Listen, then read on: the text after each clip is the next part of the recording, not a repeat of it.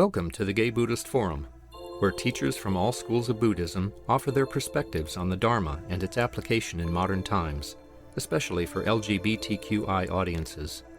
These talks are offered freely to the world and made possible by appreciative listeners. If you would like to support our efforts to share the Dharma with underserved audiences, please visit gaybuddhist.org. There you can donate, find a list of upcoming speakers, or enjoy many hundreds of these recorded talks dating back to 1996. Good morning again, and it's our custom to introduce ourselves.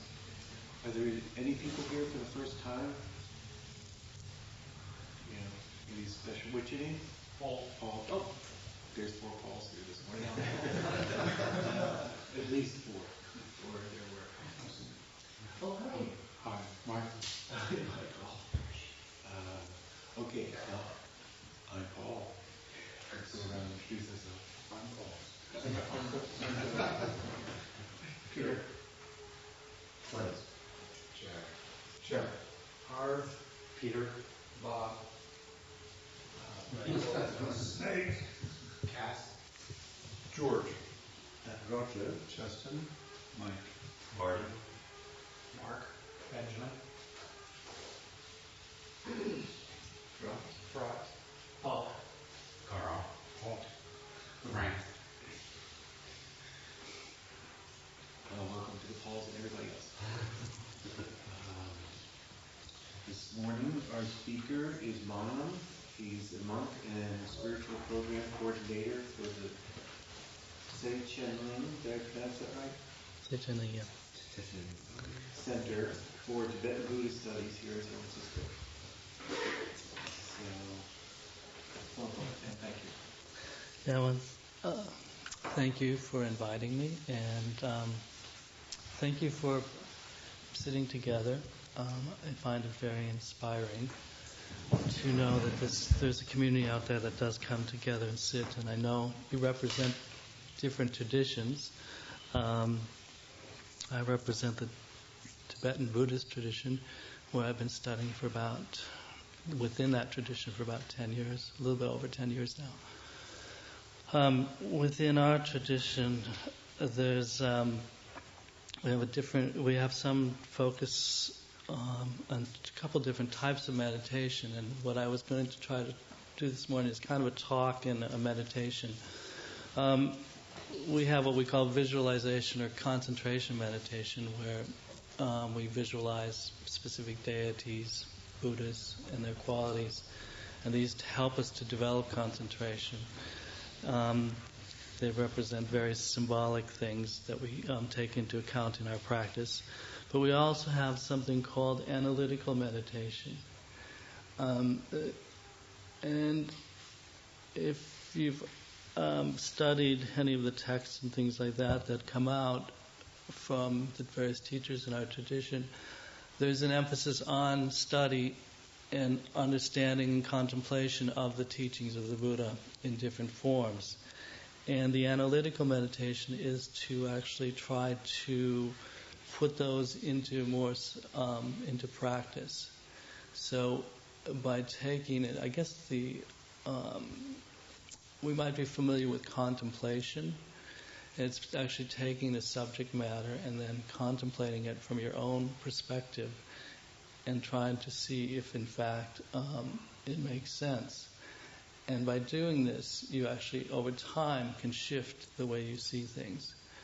Because what the Buddha actually taught wasn't so much that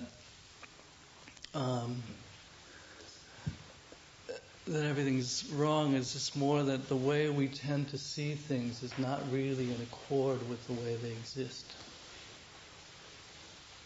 Okay, there's what we call conventional reality or conventional truth, and then there's what we call ultimate truth. And so by understanding and contemplating over time, we can shift our experience. Most of our experience is really stemming from our own mind, and we take full responsibility for that as Buddhists.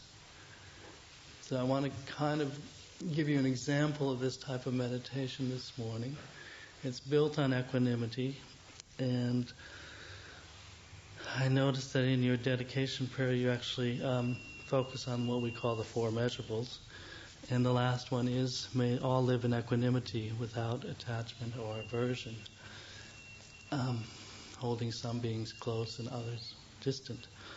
So what I'd like you to do is, I'm going to kind of lead you through this for the next maybe 20 minutes. And you'll take your own points of reference, okay? Contemplate, check up, and then see whether things are quite the way they appear to be.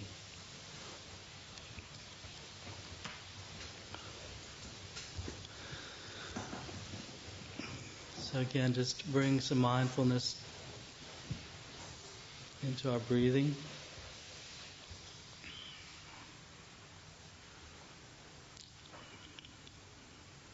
Take a few moments of just breathing, and then I'll begin.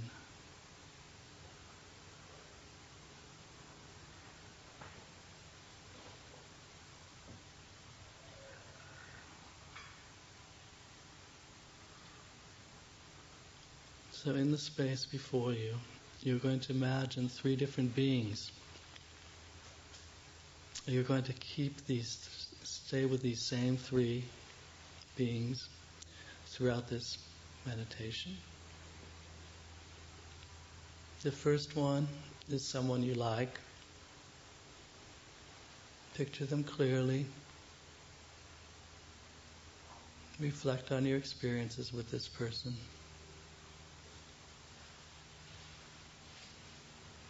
Think of some things you've shared that have brought you happiness.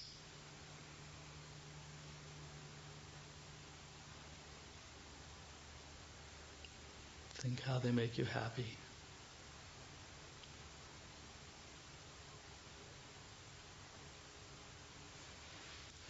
Notice the kind of feeling you have for them, kind of lightness, a joy that arises when you think of them.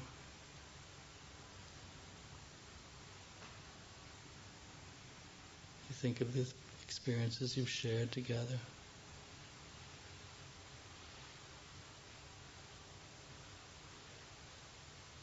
How they really make you happy.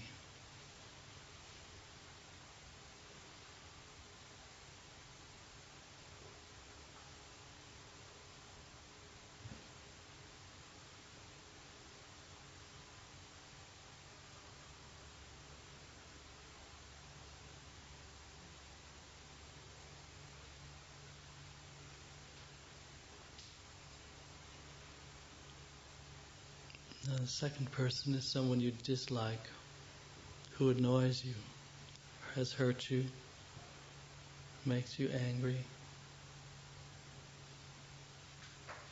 Picture them clearly.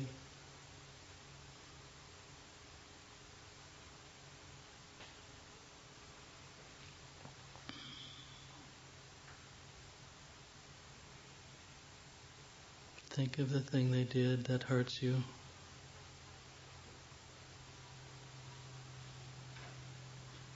Notice how they don't make you happy.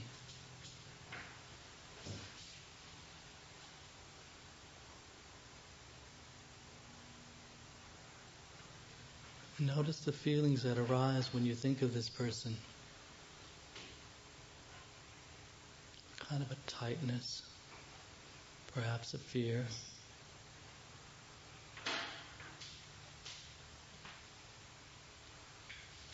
It's a lot more heavy. Heaviness.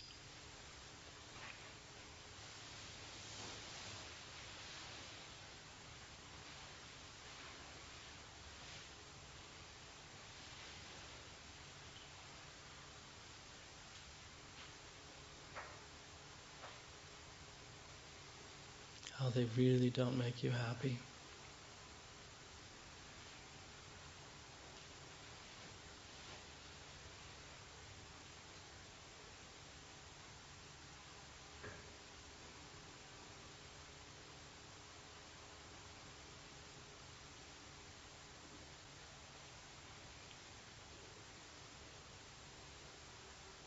Now the third person.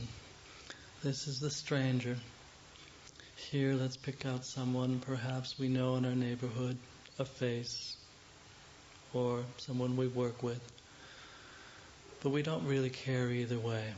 They're kind of just there. They don't bother us, but they don't excite us either. They're just a familiar face.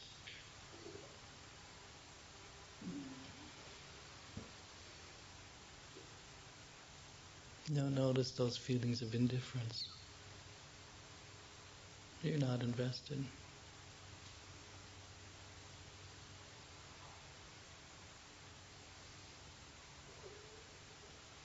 Could go either way.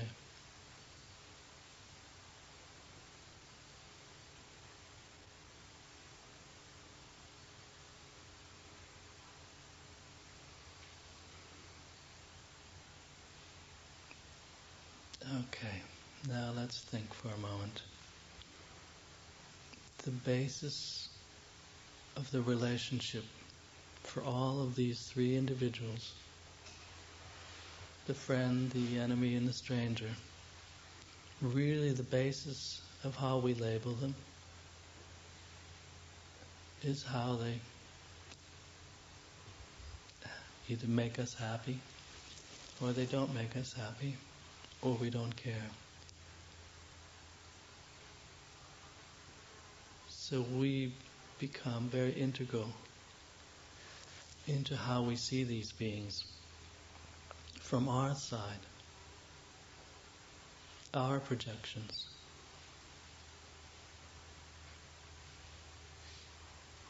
Whether they make me happy or not.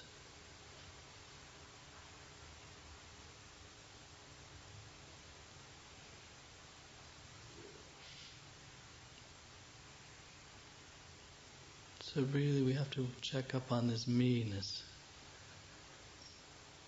Is that really a valid basis on which to develop these relationships? To project?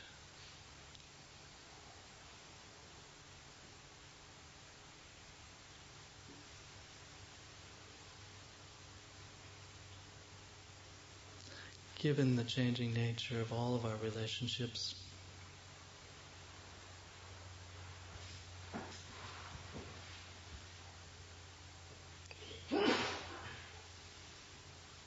is it so valid to hang on to this view so solidly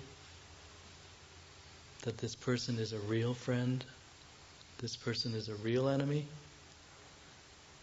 or a real stranger?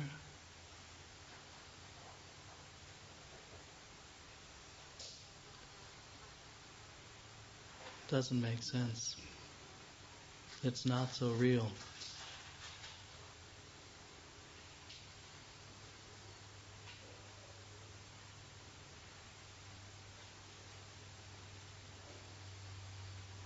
Imagine the friend saying something behind your back,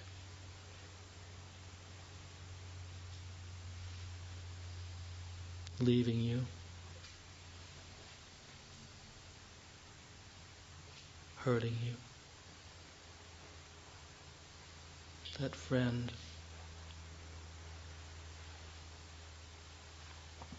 could easily shift into someone who causes you pain.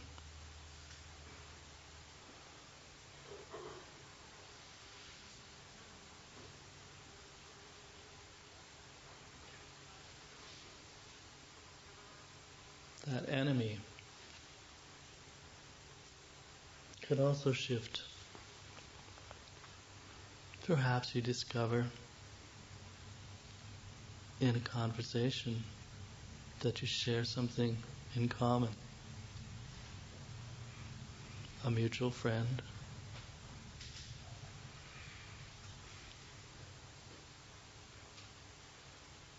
So perhaps that shifts. Can you feel it soften?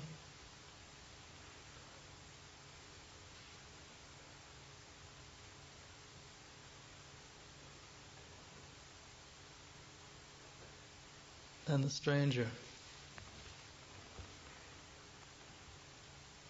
cuts you off in traffic, then how do you feel?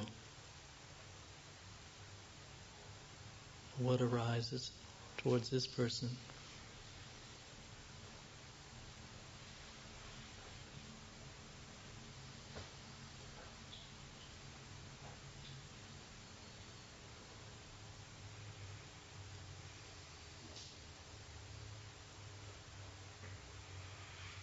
Or alternatively, they smile and your feelings take on a different light.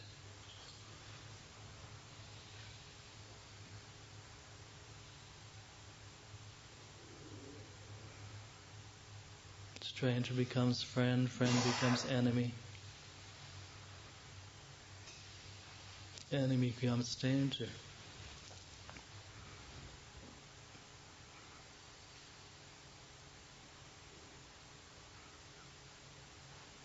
Given the changing nature of all these relationships,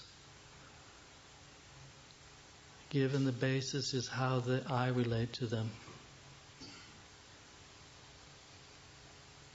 is it such a good idea to hang on so strongly to these views that we have of friend, enemy, and stranger?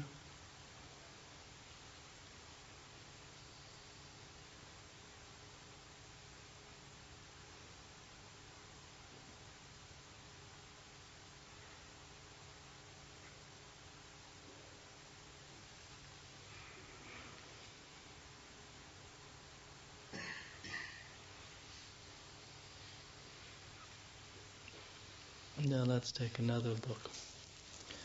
Just like us, just like every moment of our being, we want to be happy. We don't want to suffer, not even for a second. Everything we do, even coming here, everything we do in the world is to be happy. Through our work, through our socializing, through our practice, it's all there seeking this happiness, not wanting to suffer, not even for a second. Now go back to your 3 people, those 3 that you picked out.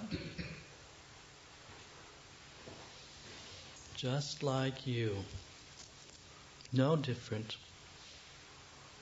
Everything they do for this same happiness, not to suffer, not even for a moment.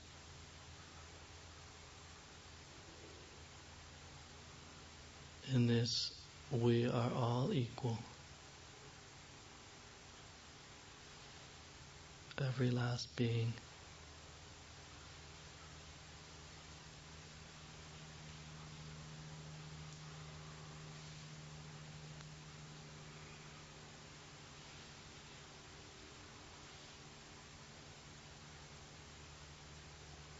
May they be happy.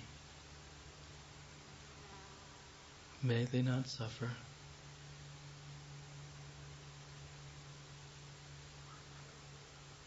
May they never be separated from the sacred happiness which is without sorrow.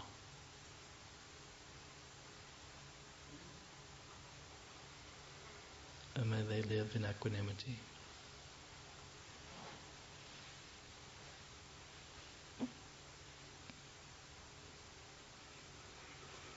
Okay, you can relax.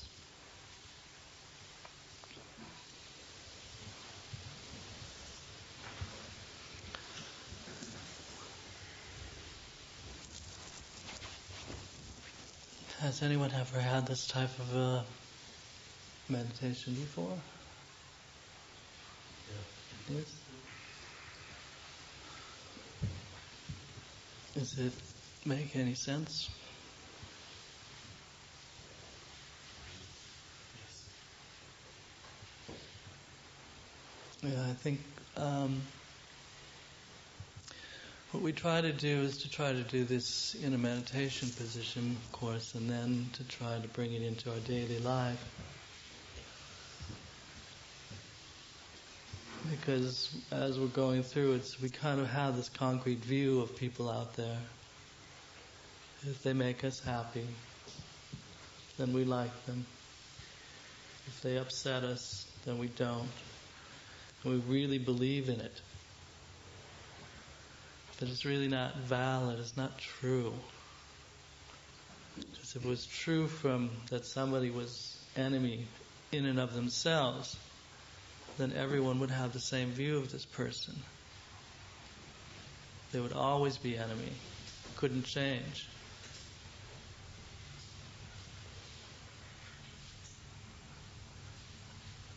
But just like there's all kinds of views in this room of each other, not one of you has the same view of me. You're all coloring it from your own perspective, from your own history, your own what we call karma, cause and effect, all the many moments, the different influences you've had. You all have a different picture of me, and then I have a different picture of myself.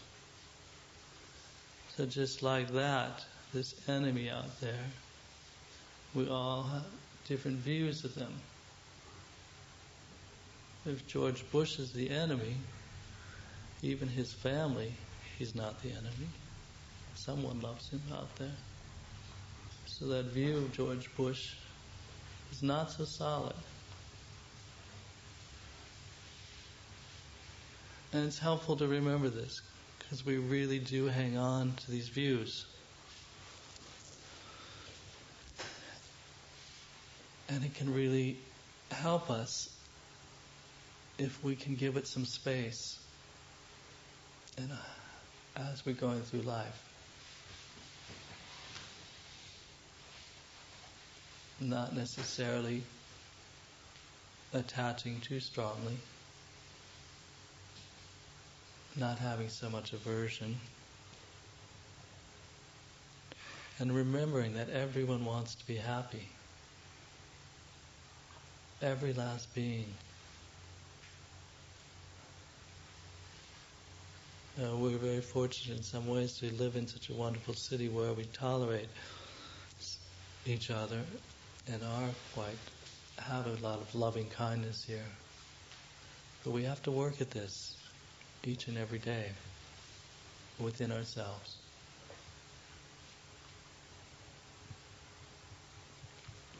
In the teachings on karma and cause and effect,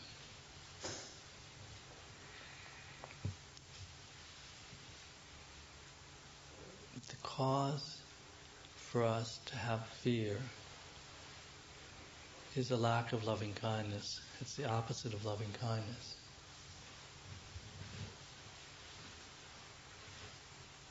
It's wishing harm on others. Becomes a direct cause for us to have fear. And so a lot of times when I'm giving talks, I really try to get people to understand that the opposite of fear, to get rid of fear, the antidote is to generate loving kindness. And in particular right now in America, there is a lot of fear. And so it's a very good way that we can practice to change the external reality, is by practicing loving kindness. And the first step towards that is actually developing a sense of equanimity, understanding that all beings want to be happy, and then trying to practice that day by day.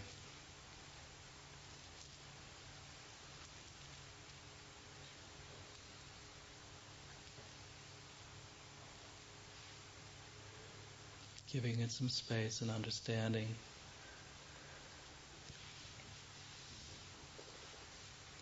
how we paint the picture of our experience.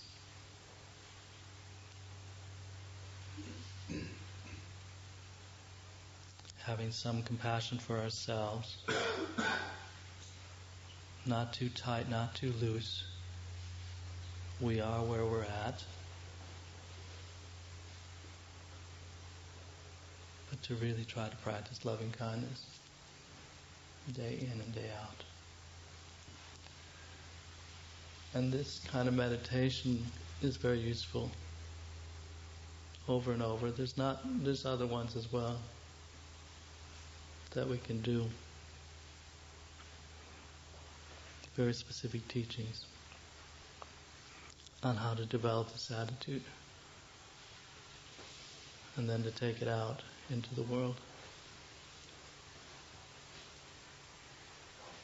and thereby change both internal and external realities.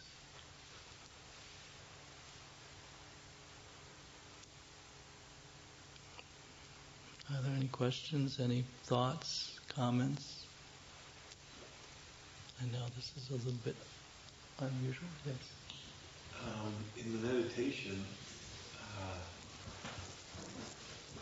the thing that I noticed the most was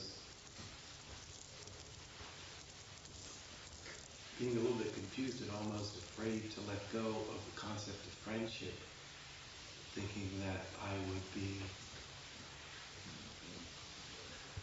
have to let go of some of the connection in some way and feel some sort of a loss, I mean, in my confused mind, I'm thinking, oh well, you should just be neutral to everybody, and it was difficult for me around the friendship. It's not really impossible for me to conceive of letting go of enemy status. It's not so much about neutral and being neutral. It is because everyone wants to be happy, and we generate this wish that everyone be happy. So there's nothing wrong in a friendship, in fact, but you'd want to take that friendship to all other beings. Those feelings you generate, and I think maybe we didn't spend enough time, but when you feel that lightness and joy that you feel for this person, you should be able to translate that to all other beings. That feeling is okay, but it should be able to parcel out to everyone. It is important to kind of check up, because a lot of times we do have attachment. This person makes me happy, so therefore they're my friend. That I have this view.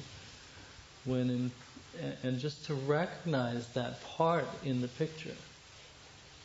That it's okay. They want to be happy, and you should have loving kindness for them. But loving kindness is not about your own happiness; it's about their happiness. And attachment is usually about pleasing me, where loving kindness is about making the others happy. And so when it's a me picture, then there is some danger in that. Does that help? Yeah, thank you. Anyone else? Well, one thing I noted with both some gratitude and pleasure and also a little distress was it was really hard for me to think of someone to whom I felt neutral. That when I thought about the people in the neighborhood whom I saw, familiar faces, for the most part I tended to feel real good about them, even though I didn't know them very well. I sort of like wish them a good day and wish them loving kindness and things like that. And then there was another big category of people who cut me off in traffic or littered or whom I didn't know very well, but whom I judged. And I couldn't think of very many people I felt neutral about. And so it was, one thing I learned is, even with people I don't know very well, there's this sorting that happens very, very quickly. Yeah. I think that, when we study the mind, we become aware how quickly, I mean, at a moment's, just within this split second, we do categorize people. And there's basically just three ways we see them.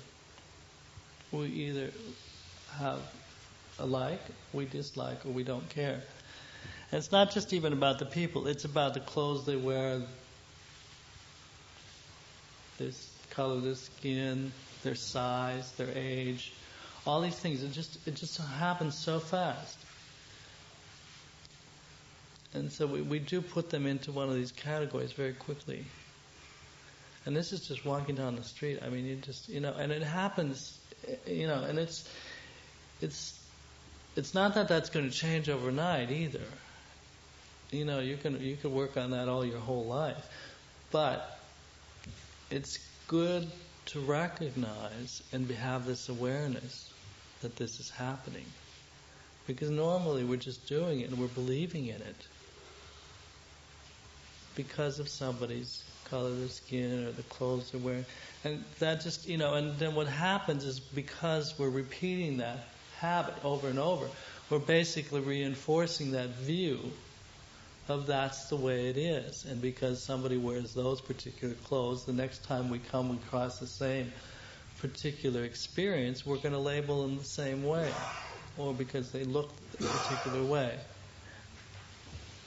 So you're just kind of reinforcing that habituation. And so it does become helpful to kind of do this, awareness type of meditation about how the mind is actually working in those three ways. And so then you understand that it's to give it some space.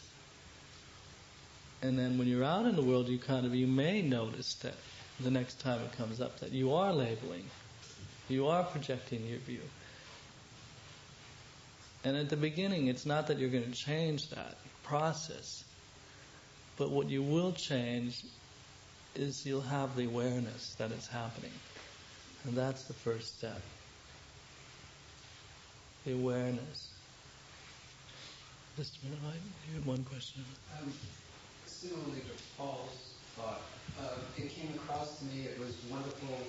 I felt good about bringing the level of loving kindness to the neutral person, and especially to the person I have negative feelings for toward. But I did feel there was kind of a loss in that viewpoint to the person with whom I have very positive feelings and lots of positive experiences. And I'm still a little troubled because in the description of the feelings I had while you were talking it felt as if I go there with that person, I lose the intimacy of the friendship that's built up over time. And I wasn't sure how to both keep and honor the experiences and the intimacy without... No, you can... Okay. As well as bringing that loving kindness sense, which seemed to be a leveling force as I was experiencing the words. What I guess I'd stress again is a loving kindness is wishing the other to be happy. And you can fully engage in a relationship with someone from that perspective. It's, and even, and we all have attachment mixed in, and that's where it gets quite, murky. But to be aware that there is attachment, and to be aware when something doesn't go our way, because that's when we suffer. We have an expectation that of the other person that they're a certain way, and when it doesn't go our way, then we get hurt. And so the difference between loving kindness is when it doesn't go our way, when it actually goes their way, out of loving kindness, we want them to be happy. So we're okay with that. But out of attachment, when we don't get our way, then we get upset. So you have to distinguish between those two. But there's nothing wrong with having a relationship, because we're all having a relationship. Just even being here, we have relationship. The level of that relationship, the definition of that relationship may change. But the point is loving kindness, not attachment. it's going to be quite, murky for most of us, because there is attachment built in, and that attachment's actually reinforced culturally. But if we just recognize that that's there, is a really good step. Not necessarily going to get rid of it overnight, but the loving kindness to reinforce that aspect of it, that you actually want this person to be happy. And then when things, when there is issues in the relationship, check up. Is it because I'm not getting what I want that you get upset? Probably. Because that would be the source of our suffering. If we're actually practicing loving kindness, we won't suffer. But it's not easy either. That's why we work over and over again with these things. So let me check your question. I guess this is a personal question. Do you wear your robes out in the street? Are you in the habit of but I was just wondering how that... You must get a lot of experience of people not understanding you because... We get all kinds of different experiences. Yeah. That must be a real challenge too. In San Francisco, for the most part, I wear them. Now I have to go out to work for a living a little bit more than than previous. So some particular work situations, I don't wear my robes. But for the most part, in San Francisco, I wear fairly since I've become a monk for about 3 years. You do get different experiences. Some people find comfort with the robes, and other people have hostility. Others get used to it. I mean, my friends in particular, I have one good friend that keeps me very honest, is very anti-religious in all circumstances, but keeps me honest. And he's, I go in my robes, and he gets used to it. But different people have different reactions. But the robes, it depends. It's another way of labeling someone. And you have to recognize that your heart is in how you see that, not just from my side. You're going to have issues around how you see the robes based upon, your own experience of them over time. Yes. What I might be hearing from some of the questions here is something that I've noticed with a lot of Westerners who become Buddhists, that they think that the Buddhist tradition is all about wisdom, and the love or compassion aspect, which is the other half, is somehow thought not to be as important. But I think some people might be confusing, and you've tried to address this, but I think it needs emphasizing. Just being a cold fish and not caring about anybody is at the best, that's an overemphasis on the wisdom, and it's not what the Buddhist tradition, as I understand it, is all about. There is, in all traditions, there is this both the Theravada and the Mahayana, the idea that Buddha regards all living beings just as a mother regards her only child. This would be a good mother, of course, not the kind of so that kind of caring for us, which also some people may be a bit wary about, because when we come to the Buddhist tradition on the rebound from a misunderstanding of the Christian tradition, anything about some big being loving us is, oh no, we don't want that, that's what we escaped. But it's a different kind of love that we was. Perhaps that helps to... there is you brought up a point for me that maybe I didn't make clear, and certainly in the Tibetan tradition, I don't feel, that it's almost too obvious, but this neutral feeling is not the cold fish type of feeling at all. I mean, we're really emphasizing loving kindness for all beings. So in the practice, it really is looking at somebody and seeing that they want to be happy and not wanting to suffer. So you should be able to look at any being and try to generate those feelings. And that's far from being cold.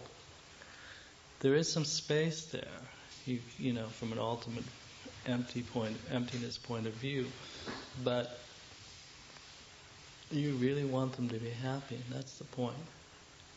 So in this tradition, I mean, to get to the wisdom aspect, you know, I think this is the compassion and loving kindness aspect is to help with our own particular self-grasping. Go ahead.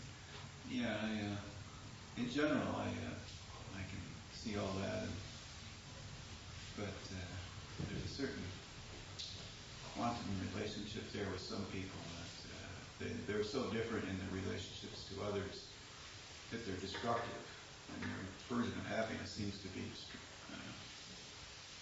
destructive towards others.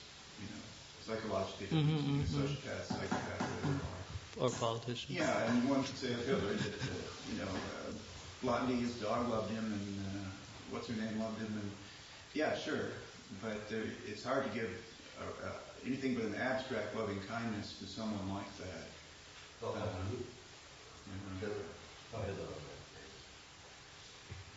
Because their relationships to other beings are so distorted anyway that it's really hard to open yourself to that.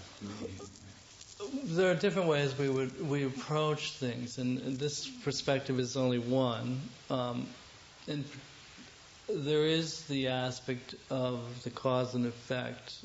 Okay, that some beings who are very, very destructive, and both. I mean, and there, we have examples in present day, much less history, throughout history, but in a strictly Buddhist sense of cause and effect, when you start to understand that suffering, comes where it comes from, you would develop compassion for them instead of kind of aversion.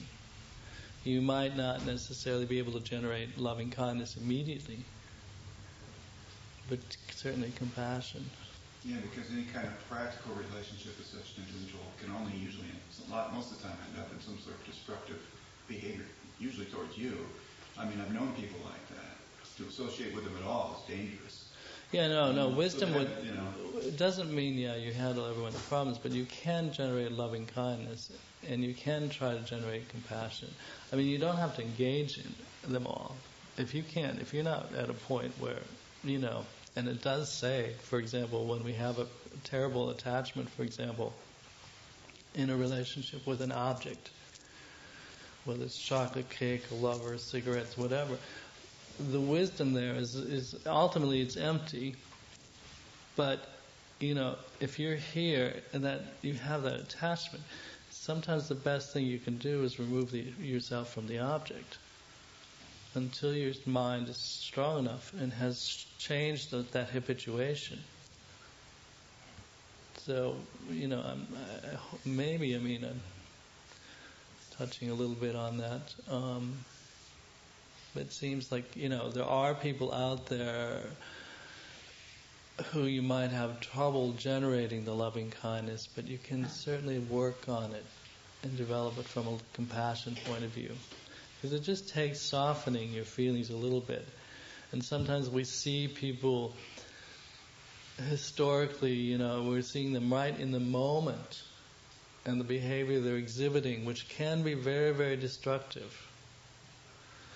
But we forget the bigger picture of many lifetimes and the continuity of those lifetimes and the suffering that we've gone through over and over and over again. And the fact that they will suffer, and they are suffering. They are suffering even now. I mean, and I wanted to bring this point up too with the the neutral feelings. if you really start to look at the world out there, I mean, we have a fairly ambivalent attitude towards beings on this planet. I mean, yes, when a story comes up in the media that kind of tells us of a specific suffering, then we can kind of bring our hearts there. But for the most part, we, and it's not that we're all wrong doing this. It's just that's where we're at, and that's all we can generate. But we, the point here is to continually generate loving kindness, even for those beings who are halfway across the world who have no connection with, or the animals, or this or that. I mean, any being, those we don't see. So it's just it's changing our habit. All these practices are not such that we need to be there today. You have to understand that it's going to take, repeated practice of looking at it in this way and approaching these things from different angles and understanding, and then, checking up, constantly checking up. Anyway, I think. Yeah, thank you very much. And are you going to be able to stick around in case something? I'll take a few, for a few minutes, yeah. So if question comes up after we have our announcements about formal closing. Thank you very much. Are there any announcements? Good. Yeah, this is related to one of the members of our Sangha. Bob Ross, some of you may know him. He's been going through a rough time lately. He's been having health issues and operations concerning his kidneys and so on. He's down in Los Angeles in the hospital right now. And emotionally, it has been a rough time for him, and he's trying to make the best of a bad situation. But this is where the concept of Sangha really comes into play. And I know that he would like to have support from, if you know Bob and if you're friendly with him, he would really appreciate some support, some human contact. He's down there in a city where he doesn't really know anybody. And I have his phone number. If you're interested in maybe giving him a call and checking out with him from time to time. He's going to be there for a couple of weeks at least. I'll give it to you, and then you can, contact him. Is he the one with the Thanksgiving dinner? Yeah. Oh. Yeah, that's Bob.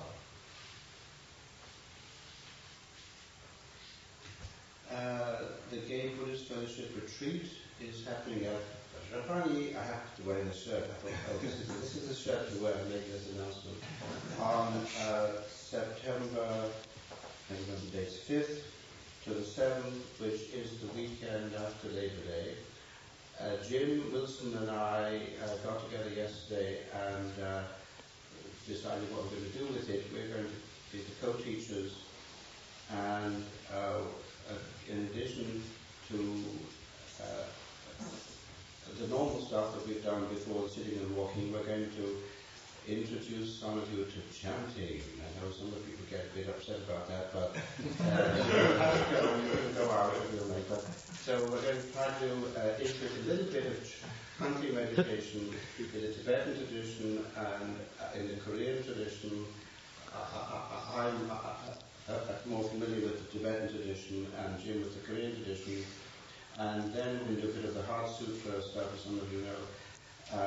And then the 3 Dharma talks will be on the Lotus Sutra, one by Jim, one by Lee. Mine will be on healing internalized self-hatred, especially homophobia, using it as a commentary on the title of the Lost Air, H-E-I-R. Which is a talk I've given before, so I'm pretty well prepared. And then we'll have a discussion on that a discussion of the sutra between Jim and me at the end. So it should be a little bit richer than in the past. So registration forms should be outside. There aren't any, so if I couldn't find any, so you might talk to Roger and maybe you can help him to register. Oh, yeah. Look for forms. Okay. What time on Friday does it begin? We're starting. We're saying that people will start to arrive in the afternoon about 3. believe we said that the evening meeting is at 6. That's a fixed date. So at least by 6 should be there. If you want to have the whole thing at least. Also, I want to announce there's a benefit for the Buddhist Peace Fellowship. Pema Chodron is going to speak on Wednesday night, August 13th, at the Unitarian Church of Franklin and Geary. Has anyone ever heard of Pema Chodron? Mm. She's a Buddhist nun. She's been here she's given retreats. She's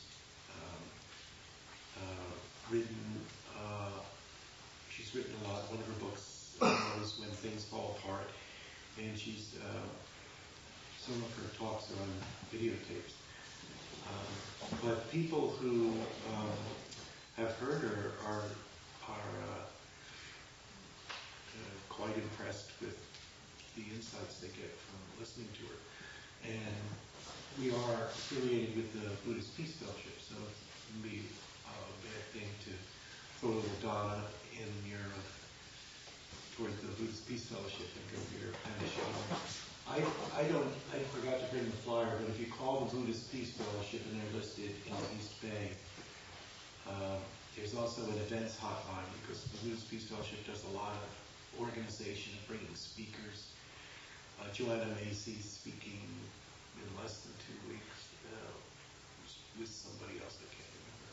But anyway, call the events hotline. Call the Buddhist Peace Fellowship. Go to the events hotline where you make your reservation.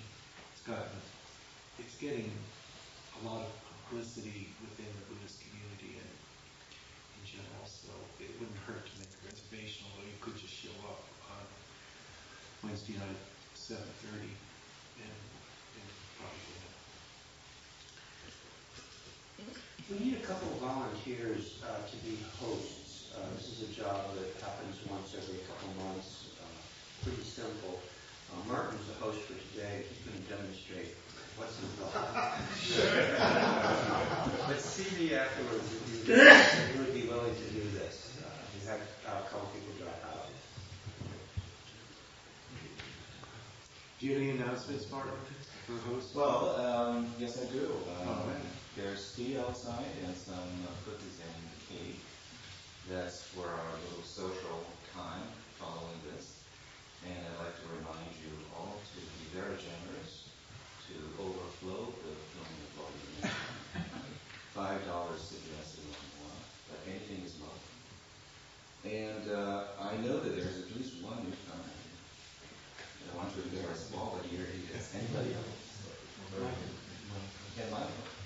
Well, do we have the time to introduce ourselves? Did we do that? Yeah, we did that when you were, sorry, you were out doing your host thing, so thank you very much for that. So that's all I can say. Yeah. I know that this, perhaps just one other personal thought here, is that I know that this song that represents an important thing in my life, usually when I'm not present, I think it's important to donate, to keep it alive, because I know when I'm not here that this thing is still alive and it's part of me in a way. And for it to be here when I come back to it, we need to keep going. So that's all I have. Yeah. Oh, yes. And when you have your tea, wash your cups.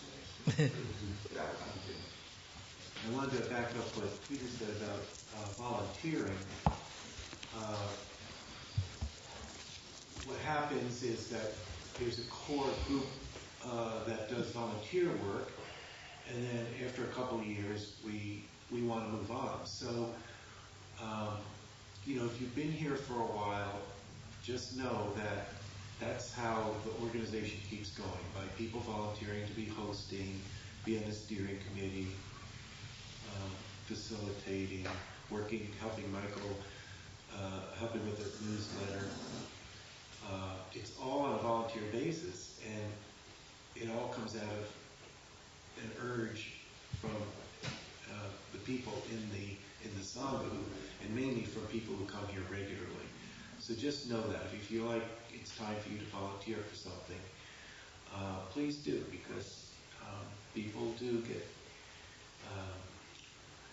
tired of doing the same thing over and over, and they have other obligations that they want to switch to. So be aware of that. Okay. Good. It's a reminder that our talks are available on the internet at the GBF website, gaybuddhist.org. For Paul and Michael, there's a sign-up sheet out by the Donna Bowl in case you want to get on the email list or the mailing list. Okay, we closed in a circle, and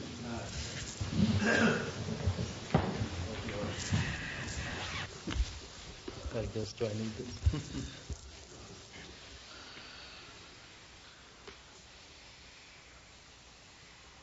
By the power and truth of this practice, may all beings have happiness and the causes of happiness.